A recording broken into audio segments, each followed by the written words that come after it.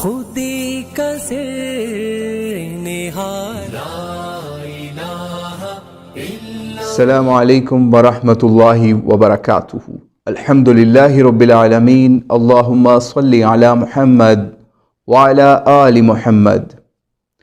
موسیٰ و فرعون و شبیر و یزید این دو قوت از حیات آید پدید۔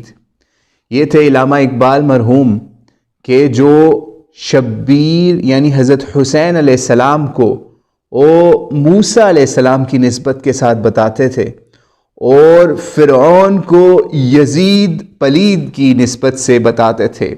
یعنی پلید ہم اس لیے اس کو کہہ رہے ہیں کہ اکابرین اہل سنت نے اس کو یہ کہا ہے۔ لیکن آج کی اس نشست میں ہم آج آپ کو دکھائیں گے کہ ڈاکٹر زبیر صاحب نے ایک نئی جہالت یا پرانے جاہلوں کی وکالت کرتے ہوئے یزید کو قتل حسین سے کس طریقے سے بری کرتے ہوئے دکھایا، اور ایسا موقف بنایا کہ اٹھو مت بیٹھو والا حساب ہو جائے کہ ہم اس کی ویڈیو دیکھیں تو کبھی دیکھ کے لگے یزید قاتلوں میں شامل ہے، کبھی لگے نہیں شامل۔ تو اس مقدمے کو ثابت کرنے کے لیے انجینئر محمد علی مرزا کی تصویر کا بھی استعمال کیا گیا، اور کس طریقے سے اخلاق سے گری ہوئی چیزیں انہوں نے تصویروں کے ساتھ کھلواڑ کیا، پہلے وہ ملاحظہ کیجئے، پھر ہم بتاتے ہیں کہ اس کے ان دعووں کی کیا حقیقت ہے۔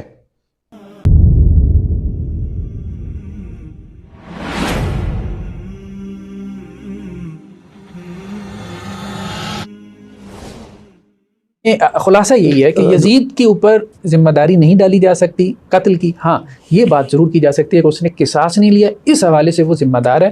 کلین چٹ دینا میرے خیال میں مناسب نہیں ہے، لیکن پوری ذمہ داری ڈال دینا یہ بھی غیر مناسب ہے۔ جی، تو آپ نے ملاحظہ کیا کہ اس نے علی مرزا کی تصویر کے ساتھ مرزا غلام احمد قادیانی کی تصویر لگائی، اسی طریقے سے اسی کے آس پاس انہوں نے حارث سلطان ملحد کی تصویر لگائی، اور اسی طرح ایک دو اور تصویریں بھی لگائیں، جیسے محمد شیخ کی بھی تصویر لگائی۔ یعنی وہ لوگ جن کو لوگ دین کے باغی سمجھتے ہیں، وہ لوگ جن کو علماء اور عوام بھی سمجھتے ہیں کہ کس طریقے سے انہوں نے دین کے خلاف کام کیا، ایک ملحد ہے یعنی حارث سلطان، اور دوسرا جو ہے اس کا پتہ ہی ہے وہ ملعون مرزا غلام احمد قادیانی۔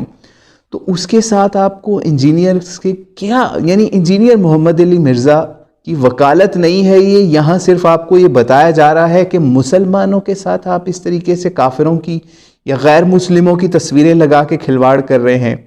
پھر بات یہاں ختم نہیں ہوئی، انجینئر محمد علی مرزا کی تصویر کو بگاڑ کر اس کے دو رخ کر کے دکھایا، ایک حصے کو مکمل طور پہ سیاہ کر دیا اور ساتھ انجینئر کی تصویر کا آدھا رخ دکھا دیا۔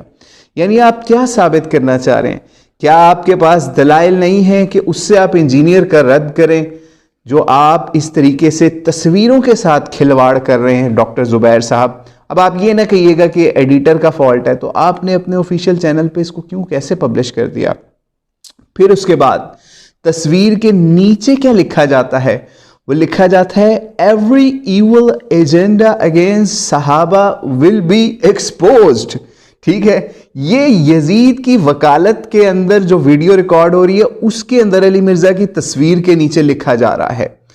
اور آج ہم آپ کو بتاتے ہیں اگر صحابہ کے خلاف آپ کا ایجنڈا ہے کہ آپ نے صحابہ کے خلاف لوگوں کو ایکسپوز کرنا ہے، تو آپ کو یزید پلید سے بھی شروع کرنا پڑے گا۔ یعنی یزید وہ شخص ہے جس نے ابن زیاد کو لگانے کے لیے کس کو ہٹایا تھا؟ جائیے پوچھ لیجئے اپنے مولویوں سے کہ کس صحابی کو فارغ کر کے اس کی جگہ پر ابن زیاد کو بٹھایا تھا۔ تو یہ ہیں صحابہ کرنے والے، لیکن جب یزید آ جائے تو یہ صحابہ کی فضیلتوں سے بھاگ جاتے ہیں، صرف یزید کی وکالتیں کرتے ہوئے ہی آپ کو نظر آتے ہیں۔ تو اسی ویڈیو کے اندر انہوں نے ایک عجیب دعویٰ اور کیا، انہوں نے کہا کہ یزید جو ہے وہ ڈائریکٹ آرڈر دینے میں شامل نہیں تھا. ٹھیک ہے, یہ ڈاکٹر زبیر صاحب کا دعویٰ ہے کہ ابن زیاد نے قتل کروا دیا.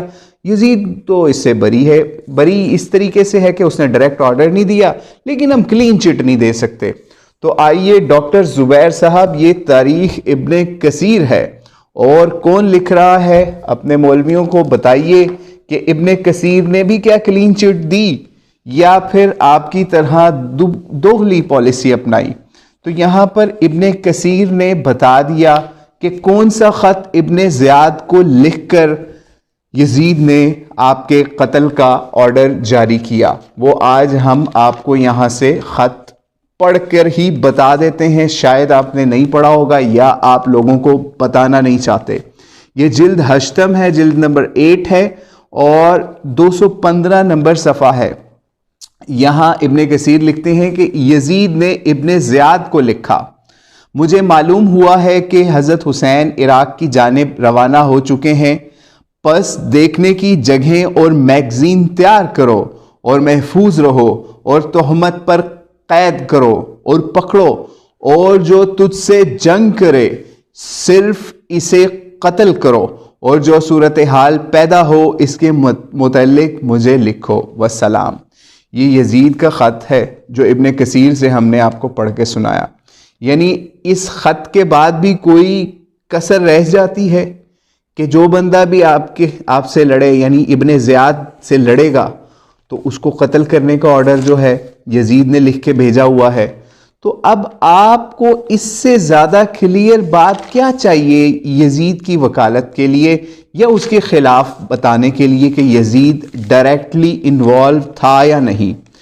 اور اگر ہم تھوڑی دیر کے لیے یہ سوچ لیں کہ کچھ نہیں لکھا تاریخ کے اندر یزید کے خلاف, تو آپ یہ بتائیے کہ یہ کس دنیا کا اصول ہے کہ گورنر آپ کا ہو, فوج آپ کی ہو, اور آپ ایک ایسی بڑی پہاڑ جیسی پرسنالٹی کو قتل کر دیں, اور صرف قتل نہ کریں, اس کا تماشا لگائیں, اس کے گردنیں کاٹیں, اس کے خاندان کو بدنام کریں, ان کے اہل و عیال کے اندر سے جو اصحاب ہیں ان کو بھی قتل کر دیں.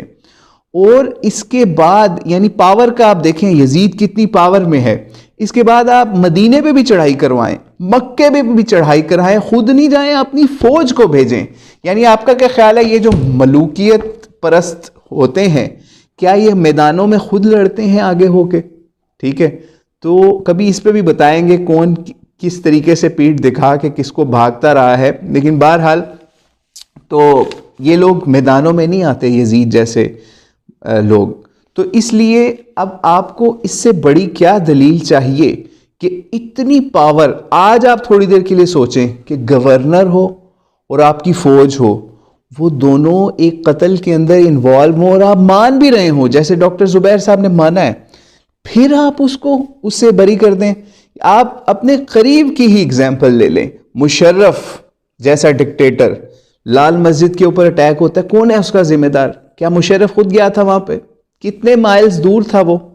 آپ جائیے مقدمات کے اندر کیا دلائل پیش کیے ہیں, جی میں تو وہاں تھا ہی نہیں مشرف نے. یعنی آپ انہی بیسس کے اوپر آج یزید کی وکالت کر رہے ہیں کہ وہ ڈائریکٹ انوالو نہیں تھا ان آرڈرز کے اندر. تو اللہ کی پناہ ہے ڈاکٹر زبیر صاحب کہ آپ ایسی باتیں لوگوں کے اندر پھیلا رہے ہیں کہ جن کا نہ سر ہے نہ پاؤں ہے, لیکن بنو امیہ کی وکالت کے لیے یہ کرنا پڑتا ہے. کبھی تصویریں بگاڑ کر لوگوں کی, کبھی تصویریں لگا کر ان کے نیچے غلط قسم کی کیپشنز دے کے آپ کو تو لوگوں کو ایکسپوز کرنا ہے, لیکن آپ کو خود نہیں پتا کہ آپ خود کتنا پورا پھنس رہے ہیں اس ایکسپوز کے چکر میں. تو اللہ آپ کو ہدایت دے. ہمارا تو کام تھا آپ تک حق بات پہنچا دیں, آگے آپ کی مرضی, آپ حق قبول کریں یا نہ کریں. آپ کے ہاتھ میں یزید جیسے پلید شخص کی, جسے اکابرین نے پلید لکھا ہے, اس کی وکالت ہے, اور ہم لوگوں کے ہاتھوں میں حضرت حسین علیہ السلام کی وکالت ہے. چوائس آپ کی ہے, ادھر ہیں یا ادھر ہیں, حق کے ساتھ ہیں یا باطل کے ساتھ ہیں. اللہ آپ کو ہدایت دے. السلام علیکم ورحمۃ اللہ وبرکاتہ.